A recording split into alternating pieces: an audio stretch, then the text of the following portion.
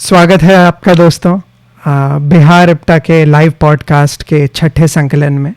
और आज हमारे साथ एक बहुत ही खास गेस्ट जुड़े हैं, मिस नंदिता दास।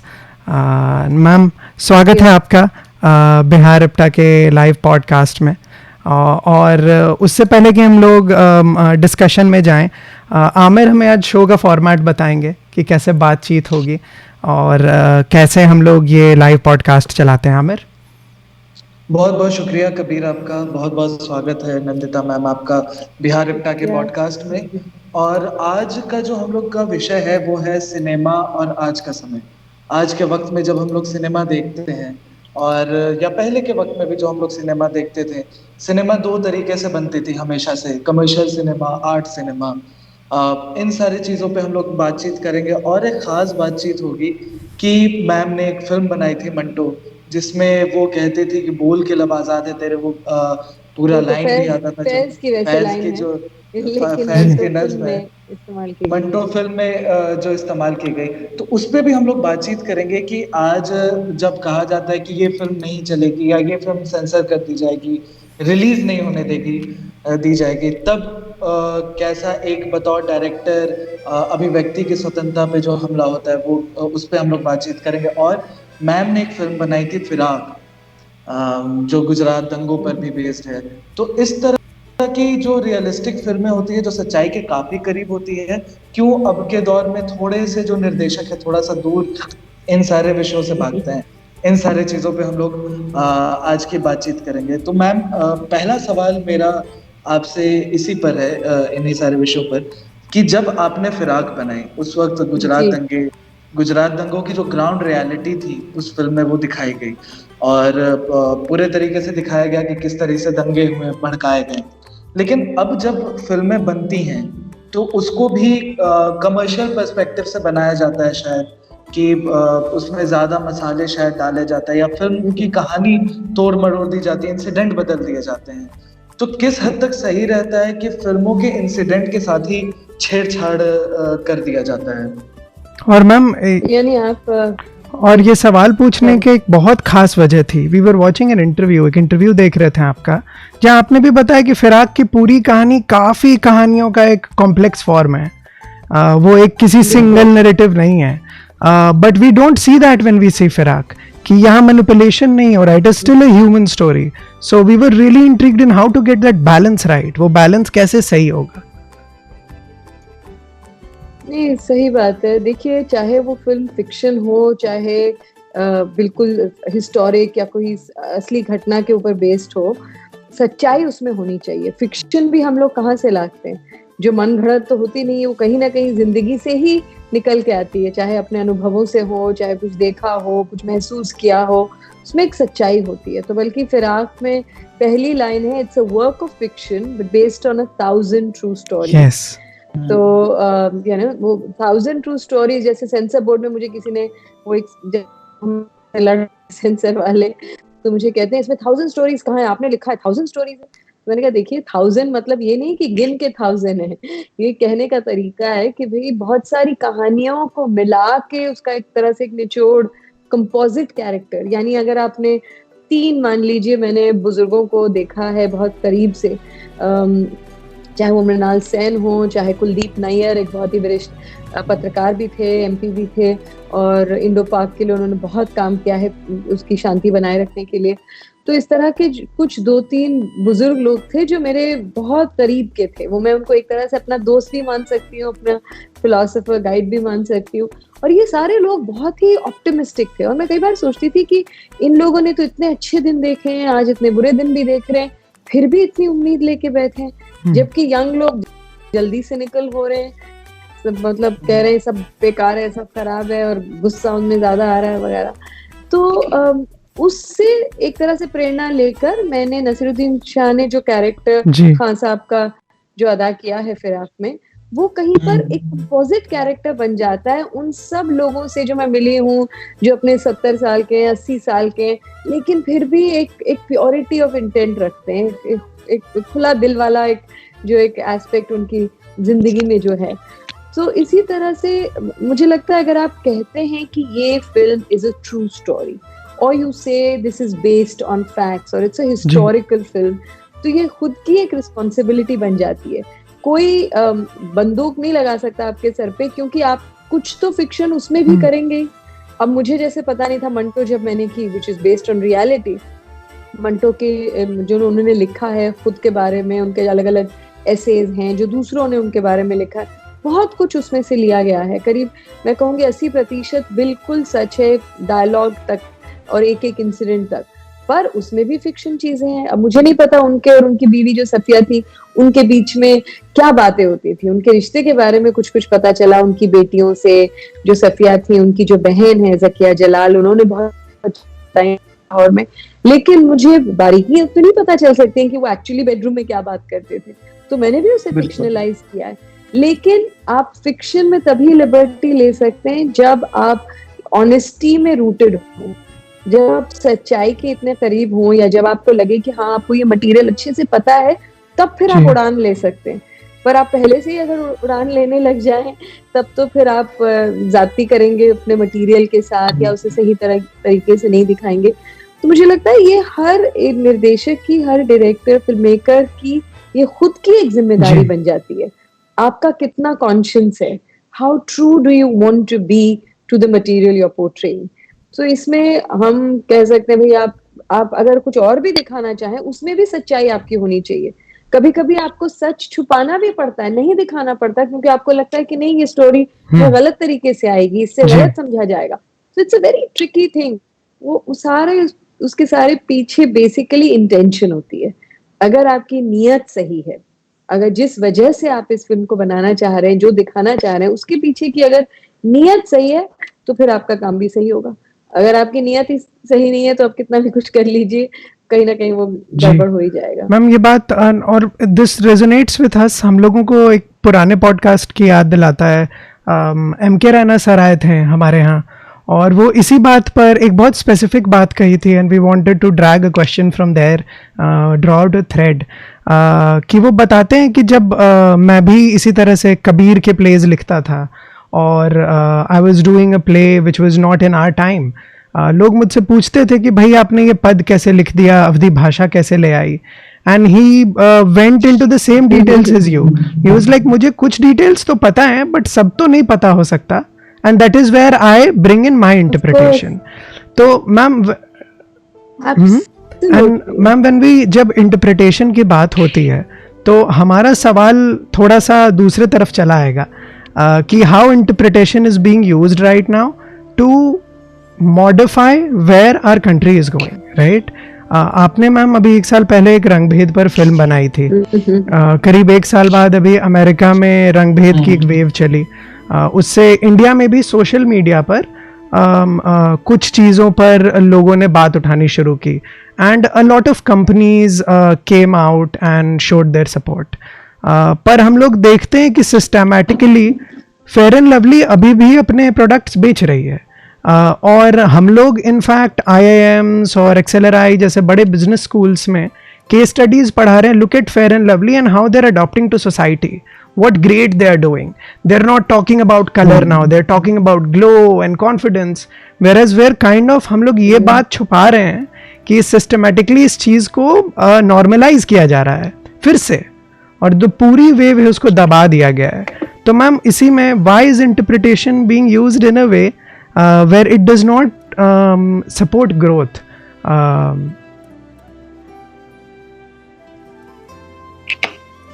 मैम हमारा सवाल इसमें ये था, it's not supporting growth and it's being used to just propagate an image of growth.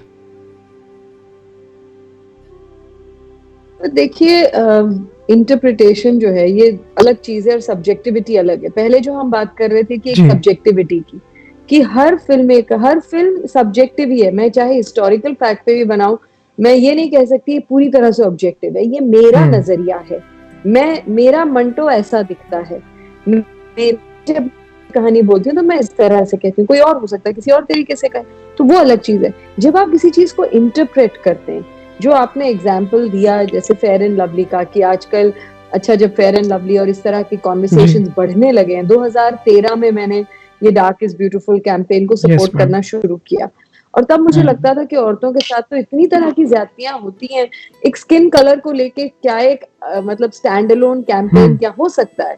और मुझे धीरे धीरे पता चलने लगा कि मैं बहुत ही गलत थी, क्योंकि उस जब इतने सारी लड़कियां मुझे आके मेरे साथ बात करती थी और मुझे बताती थी कि कैसे उन्हें एक हिम्मत मिल रही है इस कैंपेन से और उनके साथ क्या क्या बीती, तो मुझे लगा कि शायद it does require a stand alone attention, just this colour बायस।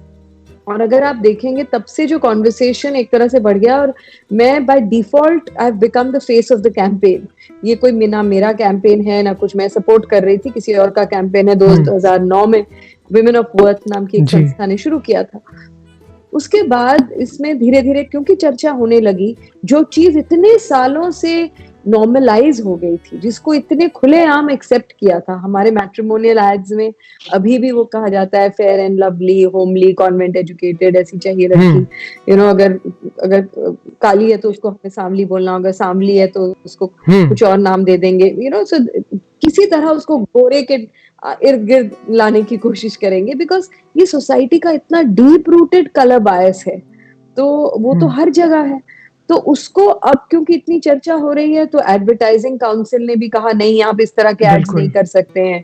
तो उन्होंने कहा अच्छा ठीक है, डिमांड तो बहुत है, हमें सप्लाई भी करनी है, तो चलो हम इसको बदल देते हैं। हम फेयर एंड लवली नहीं कहते, हम कहते हैं glowing skin, even skin, bright, ये वो नए नए नाम देने लग गए। पर इन्हीं चीजों से चीजें बदलती हैं। अभी जैसे मैंने सुना कल ही कि जॉनसन एंड जॉनसन ने अपनी व्हाइटनिंग लाइन पूरी, उन्होंने कहा कि हम अब बंद करने वाले हैं। It's a big move.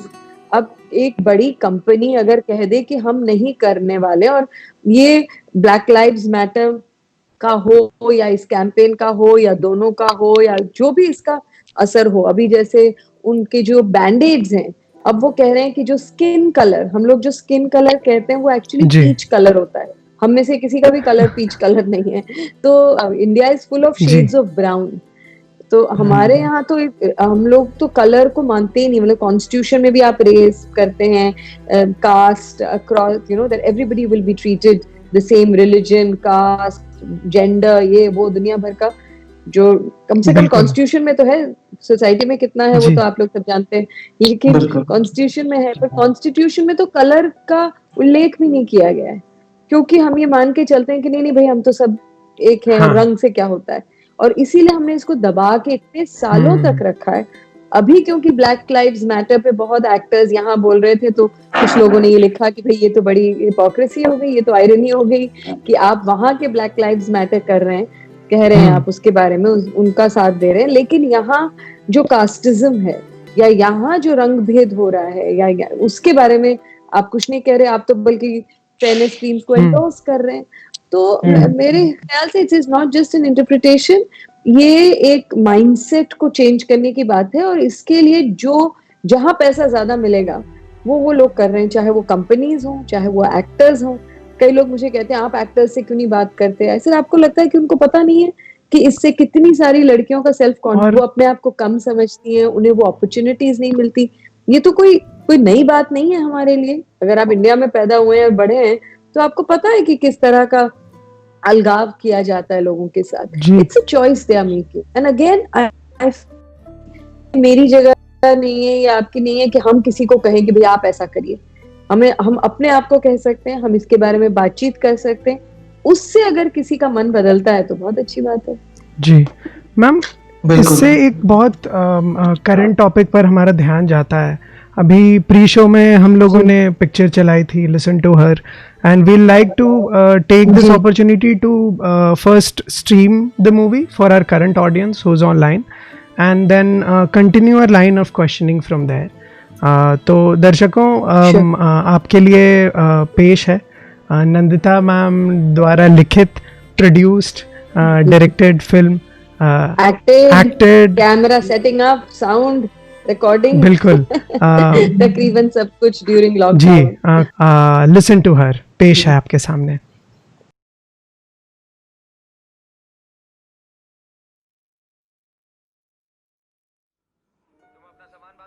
Yeah, it's much cleaner now. Just look at it. And I think you should save this as well. Yeah. Did you know that an octopus has 3 heart. Huh? And even if you cut out its head, it can still live for 1 more hour. Really? Yeah. God, that's so cool. So, listen, this is the best we can do remotely.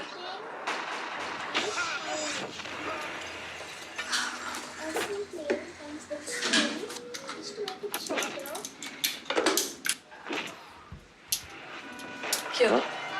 Sorry, was it too loud? Yes. Just keep the volume a little low, okay? I'm working. Now have eagle. Fly. I have to make the lock room. Okay, guys, I'm back. I go towards the center. Yeah. Yeah, but Then send me the earlier presentations also. Are you done with that call? upwards. Black coffee बना दो यार. हाँ? Point it. Fly. No, that's true, but the calibration of their system, if that's not right, you know, whatever we may do, it's not going to make a difference. So over wing. No, I completely understand. Practice that. But Then yeah, so it's no point, you know, even saying that to them. Why don't you first finish your food? Huh? And chew, please. I am. Yeah. Okay. So just send me the files. Yeah, you just send me the files and then I'll look at it after my son sleeps. Hello. हाँ? Can you speak? थोड़ा जोर से बोलिए. अब सखी संस्था से क्या क्या? नहीं, wrong number. Yeah, so Mama, I'm done. Now can I please wave? yes, but not for too long, okay? My head really spins. Okay. हाँ.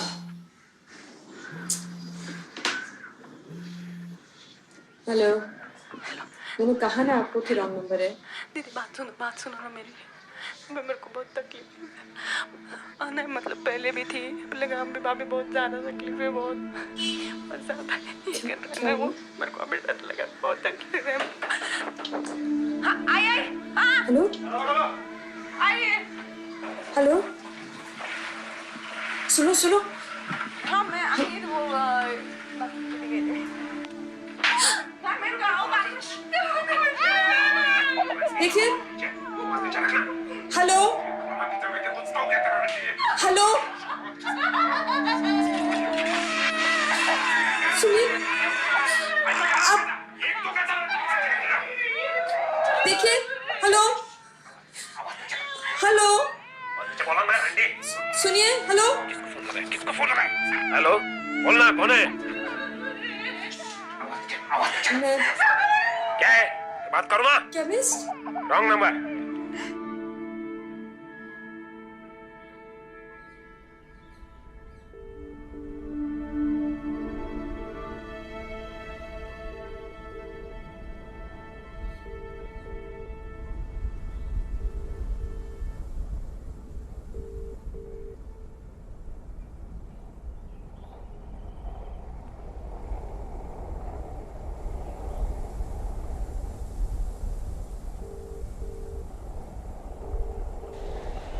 Hello police station. हाँ बोलिए madam.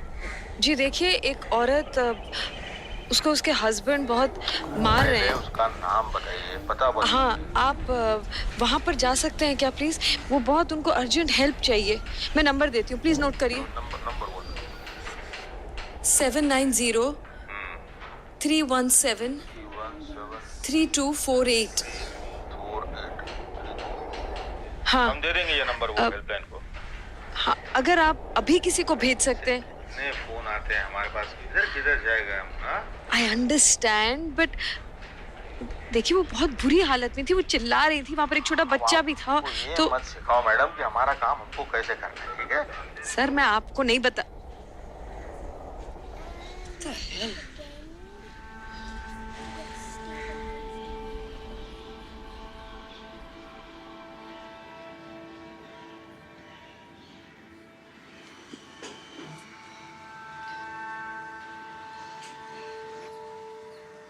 Yeah, no, just say that again, just the last line.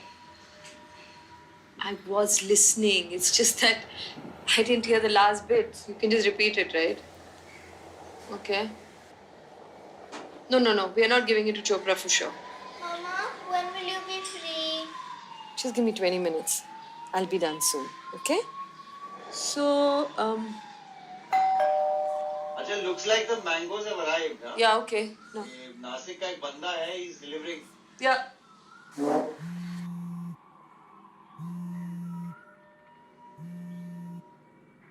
Hello? Hello, सुनाई दे रहा है क्या? हाँ बोलो. मदद चाहिए दीदी मेरे को. हाँ हम मदद करो दीदी. सब कुछ बता. हाँ, मैं बताती. धीरे धीरे. आज सुबह मैं दीदी खाना लाने गई थी ना. 3 Get घंटा the लाइन door. में पड़ी थी मैं. वापस आई ना दीदी तो इतना गुस्सा हो गया, क्या बताओ आपको. इतना मारा मेरे को, मेरा सर. Open the door, ना. You do it. अरे हेलो, सुन रहे हो क्या दीदी? हाँ सुन रही हूँ. मेरे भी मारते थे, बहुत तकलीफ है दीदी. हर रोज का हो गया अभी तो. दर्द हो रहा है दीदी. छोटा बच्चा है. आज उसको भी लग जाती थी, लगते लगते बच्चा है उसको. मुझे बहुत डर लगता है, मेरा बच्चा है. आँख के ऊपर लग जाती थी. आँख बुझी है मेरा दीदी, पूरा चेहरा मेरा. मदद चाहिए. तकलीफ है दीदी, नहीं तो मर जाएगी मैं. बताती. 32 बटा 8 है. मीरा रोड में दीदी भेजना.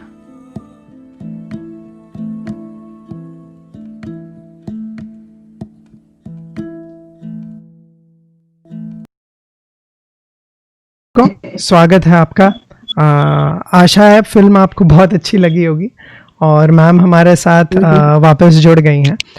मैम, तो सबसे पहला सवाल और बहुत डायरेक्ट सवाल हमारा आपसे कि जब हम ये पिक्चर देखते हैं, एक डायरेक्ट कहानी है उस औरत की जो फ़ोन के उस परे है. जब हम लोग वो फिल्म को एक्सपीरियंस करते हैं तो हम उस कहानी के साथ खिंचते चले जाते हैं कि ये एक कहानी है जिसकी हमें सुननी है. पर जब फिल्म ख़त्म होती है और एक छोटी छोटी कुछ चीज़ें थी जिसमें हमें लगा कि कहानी ये उस औरत की भी है जो सुनना चाहती है और उसे हम सुन रहे हैं जो दर्शक हैं. तो मैम, इस इंटरप्रिटेशन के बारे में मैम आपका क्या कहना है? And what do you feel, what was your intent? बिल्कुल सही. No, you are absolutely bang on. In fact इसीलिए उसका टाइटल में सोच रही थी क्या लिखूं. पहले मैंने लिखा बोल, क्योंकि कहीं मंटो का हैंगओवर भी था, वो आखिरी गाना था मंटो में, बोल. और वैसे भी हम लोग हमेशा बोलते हैं ना कि speak up, courage to speak up. फिर लगा कि स्पीक अप के साथ बोलेंगे लोग तभी जब लोग सुनने वाले होंगे. दूसरी बात है कि हमारा जो कैरेक्टर है जिसके थ्रू हम ये कहानी देख रहे हैं वो सुन रही है, और वो आखिर में वो भी कह देती है कि तुम जाके दरवाजा खोलो. पर वो basically it is about listening. तो ऑडियंस दोनों का सोचे. वो पहले तो उनको लगता है कि हाँ शायद इस औरत की कहानी है, फिर धीरे धीरे जब फोन आने लगता है तो लगता है ओह अच्छा उसकी कहानी है, और फिर आखिर तक लगता है कि तो दोनों की कहानी है. कहीं पर दोनों एक दूसरे को मदद कर रहे हैं बोलने के लिए, और हमें दोनों की बात सुननी चाहिए. क्योंकि ये काफी देखा गया है कि लॉकडाउन के दौरान औरतों पे बहुत ही ज्यादा बोझ पड़ा है, काम का दोहरा बोझ पड़ गया है, क्योंकि वो घर का सारा कर रही हैं, बच्चे को भी देख रही हैं. अब जो उनके स्पाउसेस जो मैरिड हैं, उनके हस्बैंड्स वगैरह घर पे हैं, तो कोई रिस्पाइट ही नहीं है. मतलब कोई I don't know what the word, जैसे कोई चारा ही नहीं मिल रहा है. हाँ, नो वे आउट. दूसरी बात है, हाँ बिल्कुल नो वे आउट. क्योंकि और देखिए जैसे लोग कहते हैं ना, आई यू वर्किंग वुमन. एक तो मेरा मानना है कि every woman is a working woman. सिर्फ पैसे मिले ना मिले उससे हम वर्क को तोल नहीं सकते. हर औरत काम करती है, ये कहना शायद गलत नहीं होगा. 99.9% women anyway work. जब आप बाहर का काम करते हैं या पेड वर्क करते हैं साथ में, तो आप पे और ज्यादा मतलब वो बोझ तो पड़ता ही है. So it was about that and it is about the surge in domestic violence. Lockdown में सुना गया है कि बहुत ज्यादा डोमेस्टिक वायलेंस के केसेस से भी हो गए. सारे हेल्पलाइन नंबर्स पैक्ट होते थे. मेरे कुछ दोस्त हैं जो इसमें काम कर रहे हैं काफी गहराई से, तो उनसे भी मैंने बहुत चीजें सुनी. और ये सिर्फ इंडिया में हो रहा है ऐसा नहीं है, पूरी दुनिया में. तो आप सोचिए जो फर्स्ट वर्ल्ड कंट्रीज हैं जैसे यूके है, फ्रांस है, अमेरिका है, वहां से भी इतनी सारी कहानियां आ रही हैं डोमेस्टिक वायलेंस की, ओवरबर्डन की। तो एक तरह से this is a universal subject. तो इसीलिए मुझे लगा कि मुझे वैसी फ्रस्ट्रेशन हो रही थी सोचकर कि हम लोग जो घर पे बैठे हैं, यही अपने आप में कितना बड़ा प्रिविलेज है। कभी हमने ये नहीं सोचा होगा कि अपने घर में बंद होना एक अपने आप में एक प्रिविलेज है।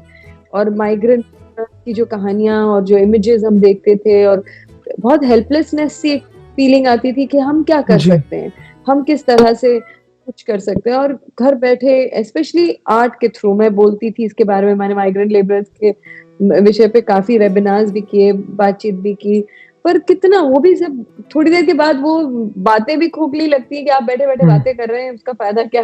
लोग तो वहां धूप में चले जा रहे हैं बिना खाए, they are being caught between the virus and starvation. उनकी तो एक अजब स्थिति हो गई थी।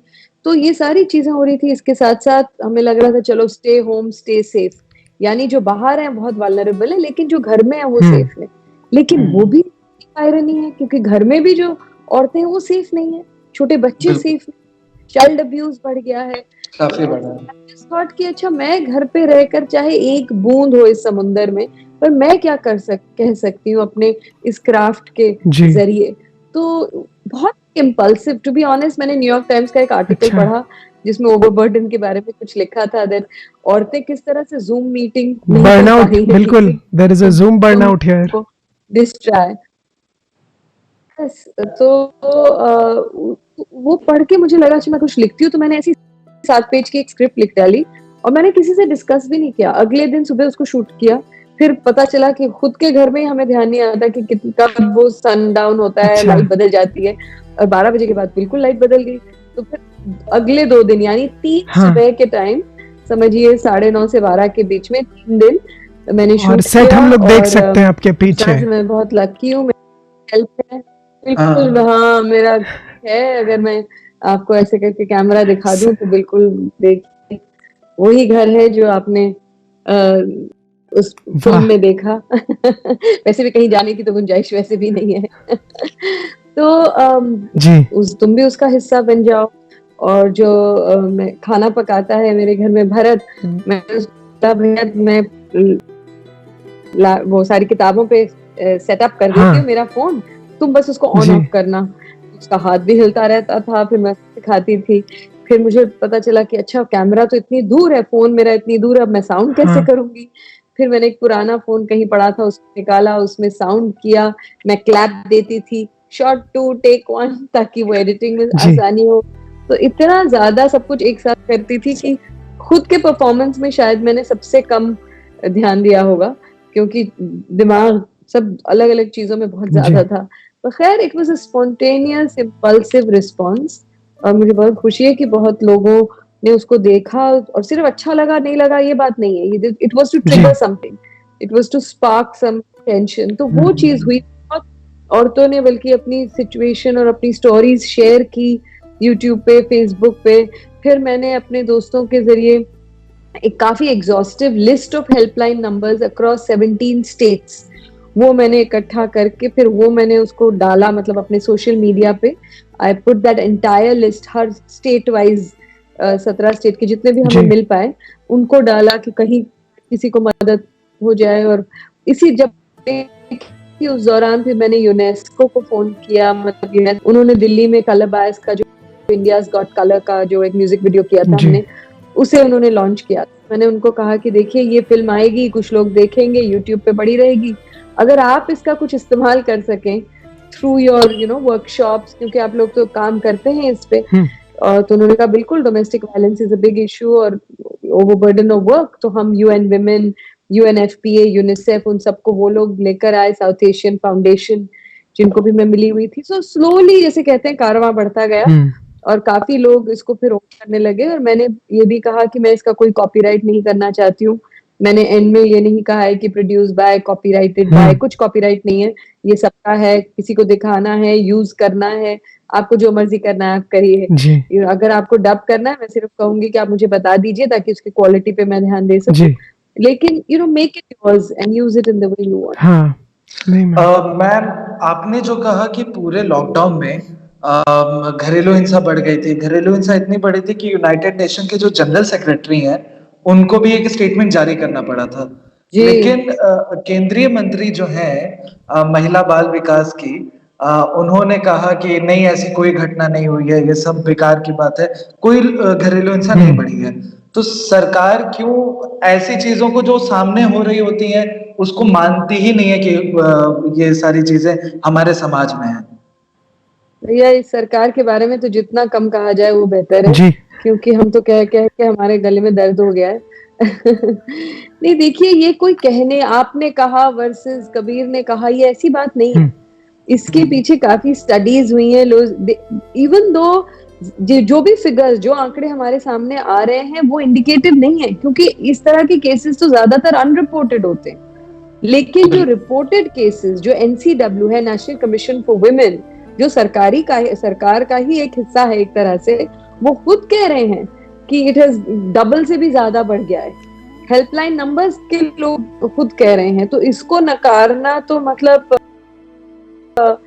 ब्लाइंड होना है। पर मुझे नहीं लगता उस स्टेटमेंट को किसी ने बहुत ज्यादा सीरियसली लिया क्योंकि बाकी सब आंकड़े और बाकी सब स्टोरीज सामने थी। बहुत लोग जो इस काम में सही तरीके से ग्राउंड लेवल पे जुड़े हुए हैं वो लोग खुद बता रहे थे कि किस तरह के केसेस कितने ज्यादा बढ़ गए हैं। सो मुझे खुद आ रहे थे, मतलब the kind of stories that were coming, even आप अगर कमेंट सेक्शन देखें यूट्यूब का या फेसबुक का, ऐसी ऐसी कहानियां लोग बता रहे थे कि एक अलग तरह की हेल्पलेसनेस बढ़ रही थी कि अच्छा ये तो भाई एक फिल्म कर दी, फिल्म से थोड़ी रेवोल्यूशन कोई होने वाला है, कुछ दुनिया बदलने वाली है। हम तो एक थोड़ा सा बस उस बात को सामने ला सकते हैं, उस पे एक लाइट दर्शा सकते हैं, पर और क्या कर सकते हैं। पर उसी से देख रहे थे हम कि कितने कितने केसेस हैं और ज्यादातर अनरिपोर्टेड होते हैं क्योंकि लोग समझते हैं ये तो घरेलू मामला है, ये बताएंगे तो इसके इर्द गिर्द इतना स्टिग्मेटाइजेशन है, यानी इतनी लोग जो विक्टिम है उसी को बोलेंगे कि भाई ये तो आप घरेलू बात को आप बाहर ला रहे हो, आप अपने हस्बैंड के खिलाफ बोल रहे हो। सो इसी डर से या इसी शर्म की वजह से कई औरतें बताती भी नहीं है, मार खाती रहती हैं या अब्यूज होती रहती हैं, चाहे वो इमोशनल अब्यूज हो चाहे फिजिकल अब्यूज हो। तो मुझे लगता है कि हम अगर नकारेंगे, जैसे मान लीजिए अगर आपको कोई चोट लगी है तो उस पे बैंडेड आप लगा के कहेंगे भैया नहीं है, कुछ नहीं है, देखो कुछ भी नहीं है, तब तो फिर वो चीज बदलेगी नहीं। जो घाव है उसको देखना पड़ेगा, उसको जब तक हम नहीं देखेंगे, उसकी गहराई तक नहीं जाएंगे, उसको समझेंगे नहीं कि वो घाव क्यों हुआ है, तब उसको सही मायने में ठीक नहीं करेंगे। तो कई बार लोग बोलते हैं कि अच्छा आप इंडिया की बुराइयां करती और थ्रू बुराइयां, मतलब आप इंडिया की जो बुराई है उसे आप कई बार बाहर निकालती हैं, बाहर उसके बारे में बात करते हैं। जैसे मेरी बहुत सारी एक्टिंग के काम में इस तरह की फिल्में हैं जो चीजें सही नहीं हो रही हैं, जो इनजस्टिस है, हम उस पर रोशनी डालते हैं। लेकिन अगर आप अपने देश को सही मायने में प्यार करते हैं तो फिर तो आपका ये कर्तव्य बनता है कि आप उसकी अच्छी चीजें और उसकी बुराई, जो बुरी चीजें हैं उसे भी देखें। जब आप बुरी चीजें देखेंगे तभी ना उसको ठीक करेंगे। बल्कि अगर आप सिर्फ अच्छी देख रहे हैं इसका मतलब आप अपने देश से प्यार नहीं करते, तो इसका मतलब आप कहना चाहते हैं जो बुरी है वो रहने दीजिए, चलिए हम सिर्फ बाहर को दिखावे के लिए हम इसकी प्रशंसा सिर्फ चाहते हैं। सो ये चाहे देश की बात हो चाहे खुद की बात हो, अगर आप मुझे पूछे कि आप अपने बारे में बताइए और मैं सिर्फ अपनी बढ़ाई करती रहूं, तो ना तो वो सच होगा और ना उससे मुझे कोई फायदा होने वाला है, क्योंकि मैं एक बेहतर इंसान नहीं बन सकती। अगर मुझे ग्रो करना है तो I have to look within myself and see कि कहाँ मेरी खामियां हैं जिसे मैं सही कर सकूं। जी। और मैम जब अब बात होती है to look under our self introspection की, कमियों को दिखाने की और उस कमी को देखने के बाद उसको एक्सेप्ट करने की, तो हम लोग एक इंस्टेंस डिस्कस करना चाहेंगे आपसे।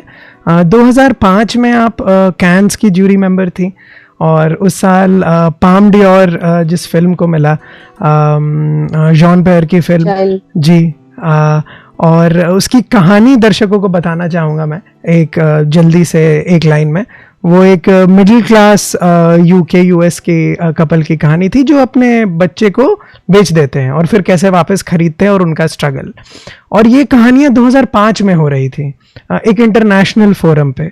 तो मैम, और आपका एक्सपोजर भी बहुत ज़्यादा रहा है इंटरनेशनल सिनेमा से, यूरोपियन सिनेमा से, और अभी मंटो भी Toronto film festival, burden film festival गए, कान में प्रीमियर हुई अनसर्टेन रिगार्ड में, आप लोग नॉमिनेटेड थे। तो मैम, जब आप इस तरह की कहानियों को बाहर देखते हैं और इंडिया में लोगों का बोलना है अभी हमारी ऑडियंस रेडी नहीं है, तो मैम ये कहाँ तक सही है ये क्रिटिसिज्म, हर बार ये बोल कर टाल देना कि हमारी ऑडियंस रेडी नहीं है? और हम लोग देख सकते हैं कि एक 15-20 साल की हिस्ट्री है जहाँ पे अब गवर्नमेंट्स और सरकार को एग्जिस्ट कर रही है फ्री स्पीच के साथ। तो ये मैम कहाँ तक आपको क्या लग रहा है, where is this pattern going, what is this trend? नहीं, एब्सोल्युटली राइट। ये कहना कि अभी ऑडियंस रेडी नहीं है, पहली बात तो ऑडियंस कोई होमोजेनस चीज नहीं, यानी एक जैसी तो है नहीं, ऑडियंस हर तरह की होती है। हम जितने लोग उतनी तरह के चीजें, बट ऑफ कोर्स जो मेन स्ट्रीम सिनेमा है वो इसीलिए इतनी नुआंस्ड नहीं हो सकती, इसीलिए उसमें बारीकियां नहीं हो सकती, इसीलिए उसको एक एवरेज लेवल का देखना पड़ता है, क्योंकि वो बहुत ज्यादा लोगों को खुश करना चाह रही है। तो एक बेसिक तरह की चीजें हो जो सबको समझ भी आ जाए, सबको अच्छी भी लगे वगैरह। पर in terms of absolute numbers, India में कई तरह के लोग हैं, कई तरह की कहानियां हैं, और ये बहुत ही ट्रेजिक चीज है कि हम लोग जो पूरे विश्व भर में सबसे ज्यादा फिल्में बनाते हैं हम लोग, यानी आप सोचिए 2000 के तकरीबन फिल्में बनती है हमारे देश में, और वो हमारी जो डाइवर्सिटी है या हमारे जो वैरायटी ऑफ वेदर स्ट्रगल्स और अचीवमेंट्स या कहानियां या एक्सपीरियंसेस उसको रिफ्लेक्ट ही नहीं करती है। आम आदमी तो बल्कि बिल्कुल ही वैनिश होता जा रहा है हमारी फिल्मों से। अगर वो है तो वो बिल्कुल यूपी के अंडरवर्ल्ड डॉन और वो सब जो ग्रंजी जो पूरा वर्ल्ड है वैसा वाला है। पर कितनी सारी और जो लोग, मतलब कितने सारे और जो लोग हैं जो पहले जिस तरह की कहानियां बनती थी, बिमल रॉय की 2 बीघा जमीन में किस तरह से, अगर माइग्रेंट लेबरर्स की बात करें तो कैसे एक रिक्शा वाला शहर आता है अपना चुकाने के लिए कर्जा, और क्या क्या उसके साथ बीतती है, या उस तरह की इवन मेन स्ट्रीम फिल्मों में कूली होते थे जैसे अमिताभ बच्चन उन्होंने किया था। आजकल हमारी मेन स्ट्रीम सिनेमा में आम आदमी की जगह वैनिश होती जा रही है जी। और जो आपने शुरुआत इस पूरी चर्चा की, आमिर, जैसे आपने कहा कि एक आर्ट सिनेमा होता है, एक कमर्शियल होता है, पहले तो इस तरह का कुछ था ही नहीं। ये आर्ट और कमर्शियल तो लेट 70s में चीजें हुई। पहले तो अच्छी फिल्में होती थी, बुरी फिल्में होती थी, फिल्मों में सोशल मैसेज भी होता था, गाने भी होते थे, रोमांस भी होता था। अगर आप बिमल रॉय की फिल्म देखें या राज कपूर की फिल्म देखें, ये सब बड़ी मेन स्ट्रीम फिल्में। इवन सत्यजीत रे, उसको भी हम वहां उसके बाद से एक 1970s से कुछ एक इतनी ज्यादा कमर्शियल फिल्में होने लगी कि लोगों ने कहा कि भैया दूसरी तरह से भी हमें बनानी है, क्या जरूरी है हर फिल्म में गाना हो? तो एक आर्ट सिनेमा जैसा होने लगा। अब तो ना आर्ट सिनेमा तो सर्वाइव कर ही नहीं सकती है, क्योंकि अब ऐसा कोई ऐसे प्रोड्यूसर्स नहीं है जो कहेंगे कि अच्छा आप एक्सपेरिमेंट करिए, कुछ अलग करिए। अभी तो सब कुछ, everything, economics is interfering in art completely. So वो मतलब इट्स ब्रिजिंग। अब तो middle of the road cinema, multiplex cinema, इस तरह के नाम आ गए, and we are completely forgetting the real stories उस तरह से। सॉरी कबीर, आपने जो बात शुरू की थी, मैं थोड़ा सा डाइग्रेस हो गई। नहीं मैम, आप इस बारे में कह रहे थे, no I want to respond to that as well. क्या आपने पूछा था? सॉरी मैं नहीं, कोई बात नहीं। मैम, हम लोग ये पूछ रहे थे कि ऑडियंस का नहीं रेडी होना, like that's become a crutch right now, not to push the economy. तो अगर आप देखिए कि फायर 24 साल पहले मैंने बनाई, तब मुझे मेरी पहली फिल्म थी, तब मुझे सबसे ज्यादा यही सुनने में आता था, my God, a film about 2 women, मतलब India is not ready for this. ये तो अपने टाइम से बहुत ज्यादा पहले आ गई है ये फिल्म। और कोई घंटी तो बजने नहीं वाली है किसी भी फिल्म के बारे में।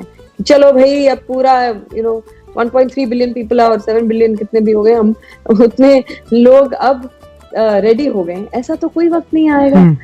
इनफैक्ट फिल्मों का काम है धीरे ऑडियंसेस को रेडी भी करना, उनको सच्चाई की तरफ लाना, उनको अलग अलग रिफ्लेक्शंस समाज के दिखाना, चर्चा करना, to challenge prejudices, to ask difficult questions, to spark new ideas. ये सारा तो फिल्मों का काम है एक तरह से। तो जब भी लोग कहते हैं कि we are not ready for it, मैं तो ये कहती हूँ more than ready for it. ये 50 साल पहले भी आती तब भी हम वही चीज कहते। जी। तो we are always ready and it's always too late anyway. तो जब भी आए तो उसे हमें खुशी मनानी चाहिए कि भाई चलो कम से कम अब हम इस बात पे बोलने लगे। जी, थैंक यू मैम। और मैम टाइमलेसनेस से एक क्वेश्चन था जो I go back to our film listen to her. एक तो मैं और मेरी मम्मी बात कर रहे थे और मेरी वाइफ भी थी, और उनसे मेरी बात हो रही थी कि ये कहानी अगर किसी सैटरडे संडे को भी होती तो बहुत अलग नहीं होती। तो ये मैम क्या इंटेंशन था एक कहानी का कि उसको कुछ एक ऐसे थोड़ी टाइमलेस जोन में रखना कि बहुत ज्यादा कोरोना, लॉकडाउन, उन वर्ड्स को अवॉइड करना for the timelessness of the movie, was that intentional? I think क्योंकि वो लॉकडाउन में ही की गई थी सारी चीजें, आवाजें इधर उधर से आ रही थी। In fact I had to imagine all the voices, क्योंकि मैंने तो कोई ना हस्बैंड की वॉइस रिकॉर्ड की थी, ना औरत की रिकॉर्ड की थी, ना पुलिस की रिकॉर्ड की थी, ना कुकर बज रहा था, ना घंटी बज रही थी। अच्छा। तो मुझे एक तरह से पूरी स्क्रिप्ट तो लिख दी और फिर मैं सारे दिमाग में अपने सोच रही थी कि अच्छा अब हाँ अब ये था और अब वो था, इस तरह से कर रही थी। तो इट वाज क्वाइट डिफिकल्ट। तो वो बोलने की जरूरत मुझे महसूस नहीं हुई कि ये लॉकडाउन के दौरान है, क्योंकि उसी कॉन्टेक्स्ट में वो फिल्म निकली थी। ये मैंने जरूर सोचा था कि मैं इन कैरेक्टर्स का नाम दूं या न दूं, क्योंकि आज जिस तरह का हमारा समाज हो गया है, अगर मैं उन्हें हिंदू नाम देती हूँ तो एक तरह से मेजोरिटेरियनिज्म हो जाता है कि अच्छा आप हर चीज को मतलब हिंदू नाम ही दे रहे हैं। हाँ। अगर मुस्लिम नाम दे देती हूँ तो लगता है अच्छा पर कुछ बात है भाई, आपने मुस्लिम नाम क्यों दिया, इसके पीछे कुछ आपने उसको एड्रेस नहीं किया।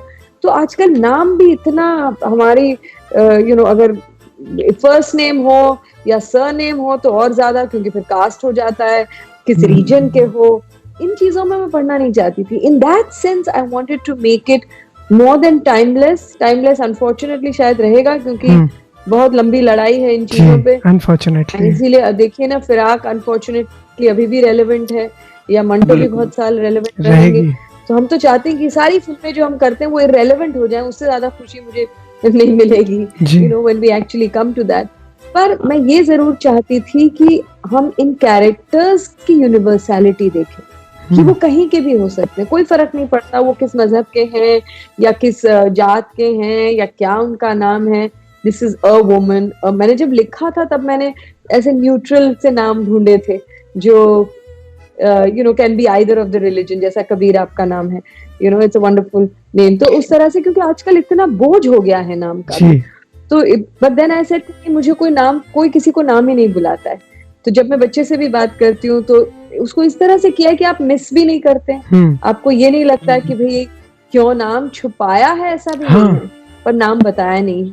उससे थोड़ी कंफ्यूजन हो गई। वैसे कुछ लोगों ने सोचा कि शायद ये मेरी कहानी है, जैसे मुझे कुछ कमेंट्स में कुछ लोगों ने कहा कि अच्छा आपको सच्ची में आपने कॉप का फोन किया, आपको सच्ची में औरत का कोई फोन आया। मैंने सोचा कि अच्छा लोग ऐसा भी सोचते हैं। किसी ने कहा कि वो अंदर कौन बैठा था, तो मैंने कहा भैया सब आवाजें थी। बाद में अपने दोस्तों को मैंने फोन किया और मैंने अली फजल को कहा कि यार तुम प्लीज एक हस्बैंड की वॉइस करोगे, या स्वानंद किरकिरे को कहा कि प्लीज मुझे एक मराठी कॉप चाहिए तो क्या आप करोगे। और अमृता सुभाष और संदेश कुलकर्णी क्योंकि हस्बैंड वाइफ हैं और अमृता फिराक में थी, तो मैंने कहा कि आप दोनों रिकॉर्ड करो। और मैं सबको डायरेक्ट कर रही, मतलब उन लोगों को मैंने सिचुएशन बताई, फिर उन्होंने रिकॉर्ड किया। फिर मैंने कहा नहीं ये नहीं, ऐसे इसको आप ऐसे चेंज करिए और इसमें ये आवाज ऐसी चाहिए, और सब कुछ मैंने लॉन्ग डिस्टेंस किया। फिर उन लोगों ने, इतने सारे दोस्त, हेल्प करने वाले भी दुनिया में बहुत है, लोग सपोर्ट करने वाले भी दुनिया में बहुत है। और मैंने देखा है, मैंने फिराक हो, चाहे मंटो हो, चाहे लिसन टू हर, चाहे इंडियाज गॉट कलर, मेरे पे तो इतने लोगों का एहसान का बोझ है। मैं हमेशा सोचती हूँ कि मेरी गुडविल अब बस खत्म होने वाली है, इसके बाद कोई मेरे कुछ नहीं करने वाला है। बट थैंकफुली अभी भी शायद बाकी है थोड़ी सी। So it happened very spontaneously. तो उसमें उस तरह से टाइमलेस, तो मुझे लगता है सब्जेक्ट ही अनफॉर्चुनेटली जैसे कहा टाइमलेस है। बिल्कुल। मैम एक सवाल मेरा है। प्रेमचंद ने एक बार कहा था कि संस्कृति जो होती है, और अभी संस्कृति के ब्रॉडर पर्सपेक्टिव में सिनेमा, थिएटर, सारी चीजों को लेकर वो राजनीति के आगे चलने वाली एक मशाल है। लेकिन अभी की अब कुछ फिल्में देखती हैं जब हम लोग, लगता है कि एक खास तरह के सरकार को या खास तरह के आइडियोलॉजी को फैलाने के लिए या सपोर्ट करने के लिए ही बनती हैं। जैसे एक हमारे मौजूदा प्रधानमंत्री पर चुनाव से ठीक पहले बायोपिक बन जाती है बहुत सारी और प्रोपेगेंडा फिल्म्स बनती हैं जी। प्रोपेगेंडा फिल्म बनती है। तो मैम क्या फिल्मों का जो एक कोड ऑफ एथिक्स होता है कि आप समाज की सच्चाई बताएं, और जब ऐसी प्रोपेगेंडा फिल्में बनने लगती हैं तो क्या ये कोड ऑफ एथिक्स ब्रेक होता है? किस तरीके से हम लोग बतौर ऑडियंस इसको देख सकते हैं? शायद आपको मेरा जवाब अच्छा नहीं लगेगा, लेकिन मेरा ये पर्सनल ये मानना है कि एक्चुअली कोई कोड ऑफ एथिक्स नहीं है, क्योंकि वो self imposed code of ethics हो सकता है। मेरा ये मानना है कि मैं अपनी फिल्मों में सच्चाई रखूं, अगर मैं किसी रियल चीज पे बना रही हूँ तो उससे खिलवाड़ ना करूं, ये मेरा कोड ऑफ एथिक्स हो सकता है। लेकिन जैसे मैंने पहले भी कहा था कि हम एक दूसरे को नहीं कह सकते, ये आपके कॉन्शियस लेवल क्या उसका मापदंड है उस पर डिपेंड करता है, क्योंकि प्रोपेगेंडा फिल्में तो पहले भी बनी है। हम अगर कुछ और तरह की फिल्में बनाएं या कुछ और कहें तो हो सकता है वो हमको कहें, कोई और हमें कहे कि भाई आप तो बड़े एंटी गवर्नमेंट हो, हमें तो एंटी नेशनल कहा जाता है, कि हम तो सिक्युलर हैं, हम ये हैं वो हैं, दुनिया भर की गालियां हमें भी दी जाती हैं। तो अगर मेरा ये मानना है कि अगर आप अपनी स्वाधीनता चाहते हो, इफ यू बिलीव इन आजादी and freedom, you have to give it to others also. वरना ये जो बैनिंग या क्या इसका हल है? आप सिर्फ ये कह सकते हैं कि हाँ, हम ऑडियंस को धीरे धीरे डिसर्निंग बनाएं, यानी ऑडियंस को समझदार बनाएं, ऑडियंस को संवेदनशील बनाएं, ऑडियंस में एक हसास लाएं कि भाई वो लोग धीरे धीरे अलगाव कर सकें सही और गलत चीज के बीच में। वो लोग सोच सकें कि क्या चीज में सच्चाई है, क्या ये चीज की नियत इसके पीछे क्या है जी। तो मैं नहीं मानती कि हमें कुछ भी रोकना चाहिए। अगर किसी को, मतलब इतनी सारी फिल्में रिग्रेसिव होती हैं, आपने देखा है किस तरह से औरतों को ऑब्जेक्टिफाई किया जाता है और टिपिकल डायलॉग्स जो बोले जाते हैं, स्टीरियोटाइप किया जाता है, वो भी इतनी हार्मफुल है, वो दिखती नहीं है सामने, उनको यू सर्टिफिकेट मिलता है, पर वो भी तो समाज को बिल्कुल बिगाड़ नहीं है। औरतों को उसी ढर्रे में और उसी एक खांचे में घुसा रही है, औरतों को या किसी को भी, औरत को सिर्फ क्यों, किसी भी।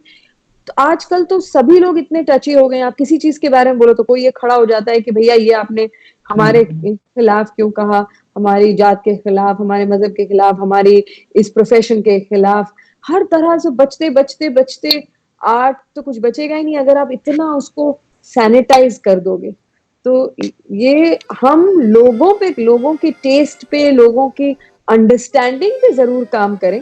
हम ऑल्टरनेट सिनेमा को और मजबूत करें कि हम ऐसी कहानियां सामने लेके आए कि खुद ब खुद लोग उस तरह की कहानियों की तरफ खींचे, वो हम कर सकते हैं। लेकिन मेरा मानना है जो भी अच्छा बुरा, अब इंटरनेट पे तो है ही ना, इंटरनेट पे आप सब कुछ देखते हैं, आप बुरी से बुरी चीज देख सकते हैं और अच्छी से अच्छी चीज देख सकते हैं, कोई रोक तो है नहीं। तो फिर वो आप पे है, आप क्या देखना चाहते हैं।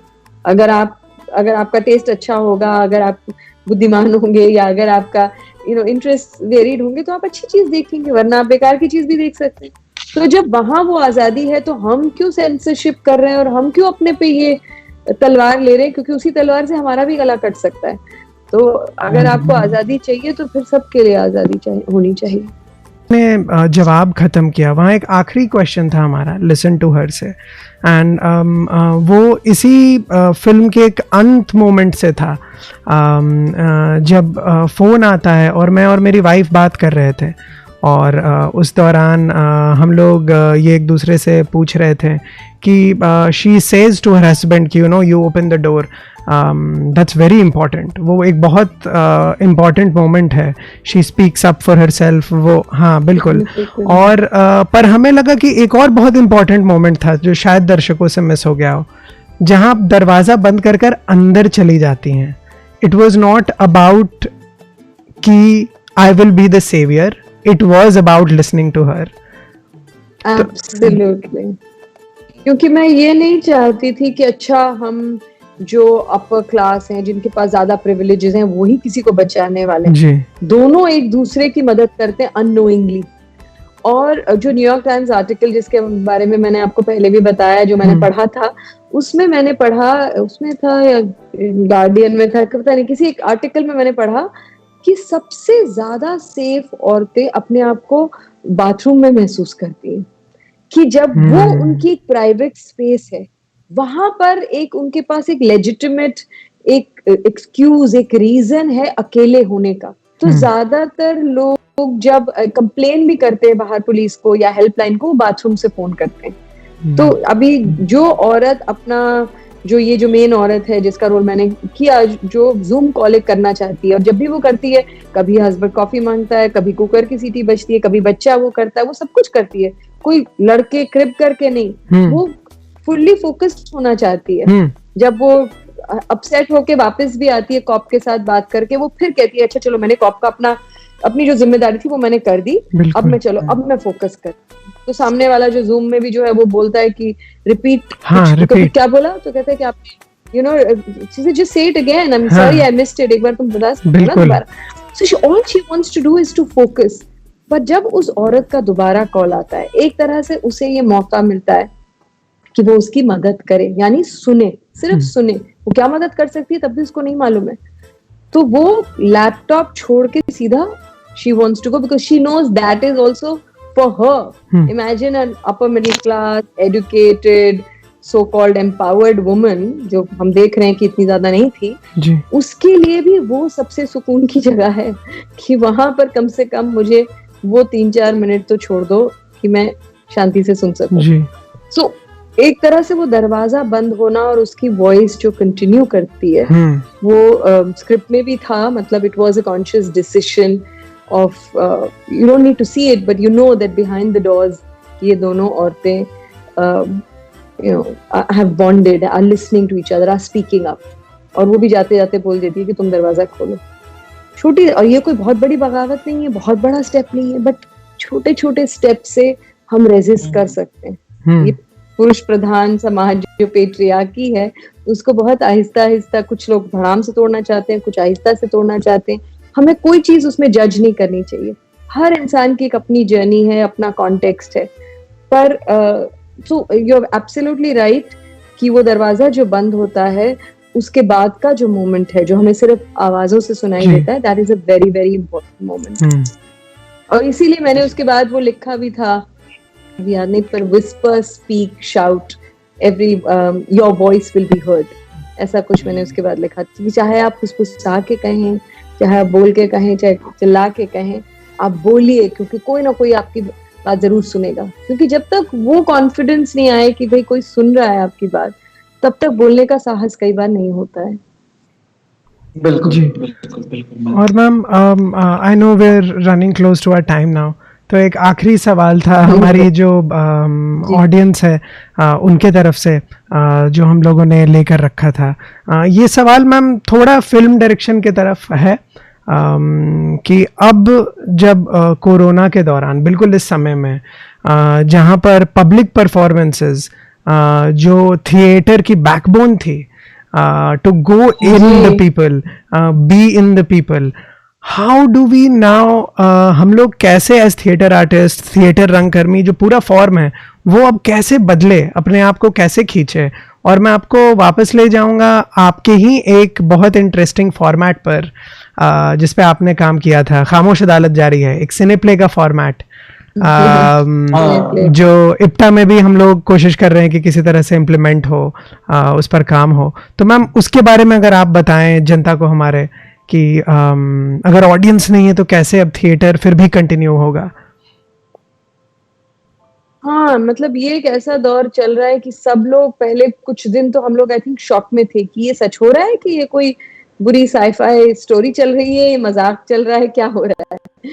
और फिर धीरे धीरे जब सिंक होने लगा तो सभी लोग सोच रहे हैं कि हम अपने आप को कैसे रीइन्वेंट करें। एक तो ये बहुत अच्छा समय है खुद पढ़ने का, लिखने का, क्योंकि theatre is not just performance, उसमें और बहुत चीजें होती हैं। अच्छा थिएटर देखने का, बहुत सारे ऐसे नेशनल थिएटर या इंग्लैंड से लेकर बहुत लोगों ने अपने चीजें, अब मतलब ऑनलाइन आप चीजें देख सकते हैं। तो अपने आप को और ज्यादा ग्रो करने का वक्त भी है, अच्छी चीजें पढ़ने का वगैरह।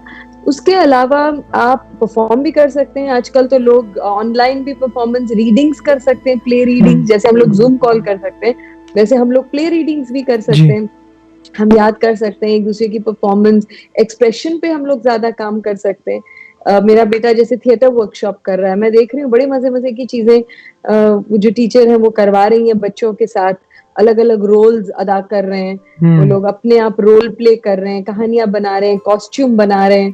तो आई थिंक ये एक अच्छा मौका है, इसको अभी हम हाफ फुल ग्लास देखें और ना कि हाफ एम्प्टी ग्लास, और सोचें कि ये वक्त होपफुली फिंगर्स क्रॉस फिर से नहीं आएगा, तो इस वक्त को हम कैसे मैक्सिमाइज करें इस्तेमाल करने में। जी। और सिने प्ले जो है वो जब हमने शुरू किया था, एक्चुअली एक प्ले बिटवीन द लाइन्स नाम का एक प्ले मैंने लिखा था और उसको परफॉर्म किया था, और उसके करीब 45 शोज किए। और फिर मेरा बेटा तब बहुत छोटा था, वो 3 साल का था, तो मैं उसको लेके जाती थी और अलग बहुत उसकी काफी डिमांड होने लगी, तो अब होटल्स में जाकर मैं उसको, और वो जो लड़की जो थी रहती थी, फिर मैं परफॉर्म करके आती थी। तो मैंने कहा मुझे नहीं करना परफॉर्म, मैं अब इस प्ले को, तो तब जिनसे मेरी शादी हुई थी सुबोध जो उस प्ले में भी हैं, उन्होंने कहा था इनफैक्ट कि उनको एक्ट करना था, तो मैंने कहा चलिए आप ही एक्ट करिए, काफी आप ही से प्रेरित था वो कुछ प्ले।